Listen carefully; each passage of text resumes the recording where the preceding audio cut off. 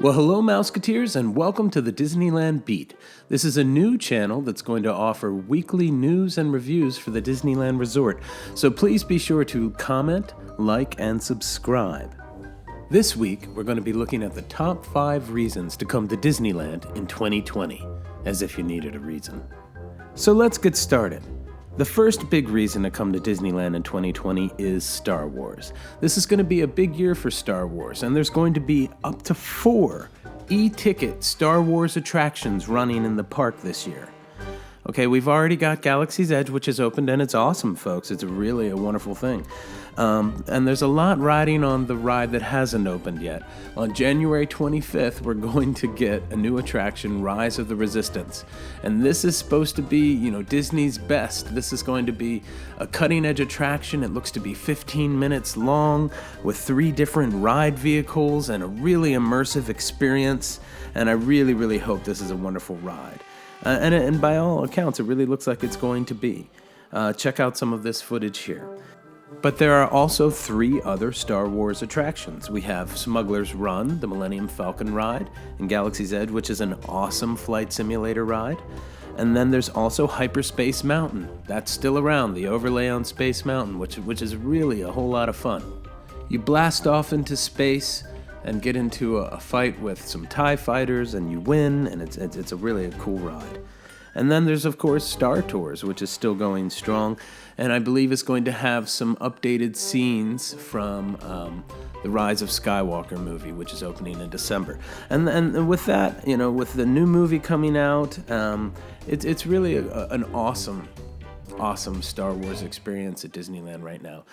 But it really just looks like the Rise of the Resistance ride is going to live up to its promises, and we sure hope it does. It looks phenomenal. The queue looks really cool with these laser-cut tunnels through the caves, and then you get to see Poe's X-Wing fighter with BB-8 in it, and then you get to see projections that look really cool, and the lightsaber effect coming through the ceiling. Maybe that's water with light, but that looks really cool as well. So it looks like it's going to be a phenomenal ride.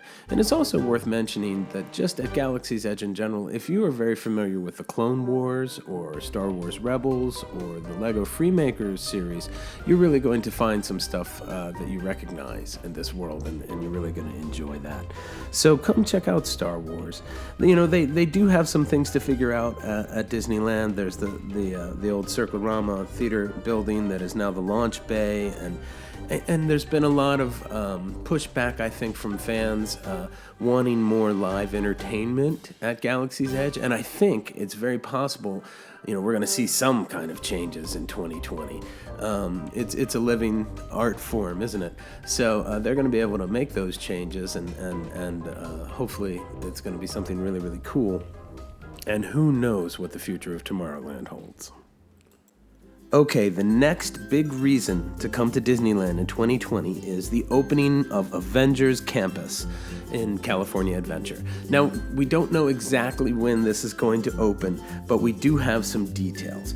There is going to be a Spider-Man ride that takes place in the Webb building, and this is the Worldwide Engineering Brigade, and they're having an open house in their building for engineers, and we've been invited as guests for a test drive of what the engineers are calling a web slinger vehicle, where guests will get to feel what it's like to be a superhero.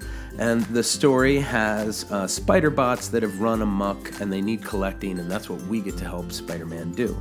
So this ride looks really cool so far, a new kind of ride vehicle. So it's not going to be exactly like Toy Story Midway Mania, like everyone was saying.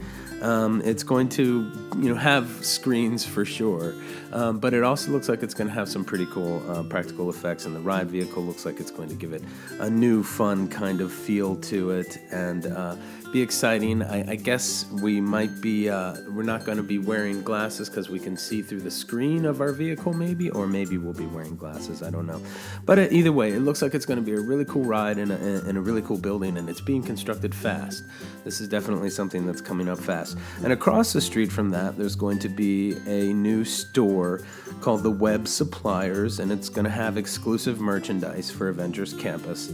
And that's going to be really cool. I mean, what they did with the merchandise in Galaxy's Edge is just really phenomenal. So if they come up with as much unique, merchandise, Marvel-themed merchandise, that's going to be really, really exciting.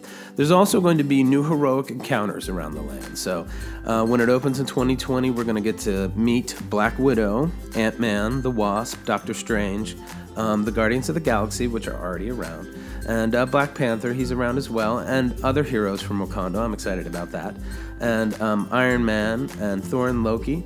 So we're going to get, a new series of hero encounters and kind of give them a better place to kind of live, I think, rather than just the backlot, the Hollywood backlot over there. So I'm really excited about that. We're also going to get a new restaurant called the Pym Test Kitchen, so Ant-Man and the Wasp themed, and we don't know that much about it. We don't have a whole lot of details, but we know that they have the ability to grow and shrink food. So that's really cool, and it's just going to be nice to have this land open. There's more coming. There's a ride that we have even more vaguer details on that looks really cool, where you get to fly a Quinjet around Wakanda. So that sounds really awesome, right? And it's just going to be nice to see the Guardians of the Galaxy, the tower, connect to the rest of the land and have that be more holistic and have a way around to Cars Land as well. And construction reports show that things are moving very quickly on Avengers Campus. So we know that's going to open in 2020. We don't know when, but let's hope it's open by late summer or the fall at least. The third reason to come to Disneyland in 2020 is we have a new daytime parade. Okay, well, led by Mickey and Pals, it's going to be a daytime spectacle. And it looks pretty technologically impressive, so it's going to be an updated parade. So it has, lighting effects and LED effects that obviously can be seen during the day. And we're going to have some newer characters. So Moana's canoe has insets and LED panel effects, and she's catching a wave there. And Coco has a float, beautiful float with a magical flower petal bridge, and Sleeping Beauty. And I always love when Sleeping Beauty gets a nod at Disneyland. Obviously, it's her castle that we are under the shadow of when we're doing these parades, so I really think it's appropriate to include Sleeping Beauty. And it's a really lovely looking float with all the castle spires and all three fairies included. And there's, going to be lots more, obviously. That's all they've released to us. But it opens late spring 2020, and they're keeping some stuff secret. But it looks like it's going to be just an absolutely beautiful parade. So Disney could use a really lovely new daytime parade. And Mickey Soundsational, as wonderful as it is, we'll get to take a little break. The fourth reason to come to Disneyland in 2020 is all the seasonal food and events that are going to be there. They haven't been announced yet, but they're going to be wonderful, I'm sure. We have new movies, new IPs, right? We've got the Mulan live action, we've got Onward by Pixar, we've got the new Eternals movie for Marvel, Black Widow. We have the Jungle Cruise movie, which just dropped its trailer, and that's going to be coming out in 2020. So hopefully we'll be seeing something along with the Jungle Cruise, maybe some updates as well. But we'll definitely be seeing some sweet treats and yummy things to eat, and some new menu items, and some events, and some new fun nighttime events. California Adventure Food and Wine Festival that will be going on. It's really going to be a great year. The final reason to come to Disneyland in 2020 is everything is going to be open. Project Stardust continues, but most of the major attractions, all of the e-ticket attractions, are going to be open. Yes, sir, we don't know exactly what's going to be happening in Tomorrowland and Fantasyland, and things are a little bit up in the air on the Matterhorn with just one track working and everything not being completed on fixing that. But it's going to be a great year to be at the park. The past few years, there's been such major construction that it's really been inhibitive to enjoying certain parts of the park, and now it's all open, it really feels like. But Project Stardust is continuing. The French fry rocks outside Tomorrowland are being removed, which hopefully is going to create more room for the nighttime spectacular spectacles. And there's new Fast Pass kiosks servicing 3 rides in Tomorrowland that do not have paper tickets, which I think is fine. We don't need that many paper tickets, and for those of us who've been coming to the park for a while, good gosh, how many do we have? But it's really nice that they're still keeping the Fast passes and that we're not going to the Magic Band system where we have to reserve 3 in advance like Disney World. There's new parking with the Toy Story parking lot that's opened and a new pedestrian pathway. So there's a couple different options to get into the park from that side.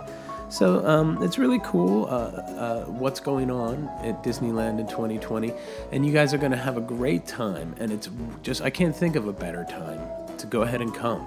If you've been waiting for stuff to, complete and then get ready to open, now's the time to come.